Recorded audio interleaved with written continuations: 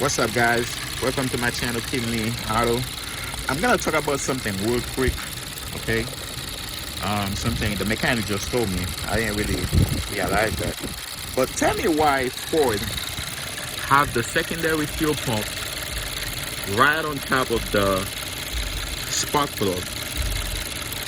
Tell me why. Why they couldn't put it on the side or somewhere else, okay? So imagine if you're driving and then you're leaking, your gas is leaking, right? Because the gas is right here and it's going through that. So imagine if your gas is leaking right here and it goes inside of the spark plug.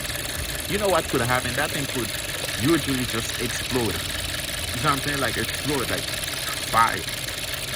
So it's ridiculous. Like the mechanic had to put like a towel and drop some water before even opening that, because they don't want that to happen.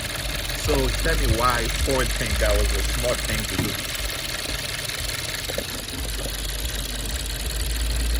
Somebody please tell me why. That's what I'm saying, man. Sometimes Ford do some stupid things.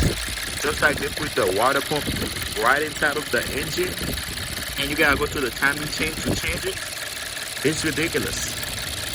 It's ridiculous. I don't know if there's other car company that does that, but Ford is known for that. Putting the water pump right inside of the engine and you gotta go to the timing chain, making the customer spending a lot of money just to change the freaking water pump. And they done this. Please somebody explain this to me. Explain this to me.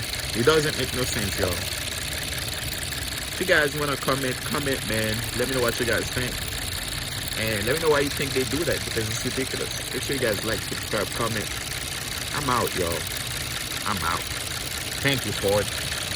By the way, that's a Ford Explorer 2016, so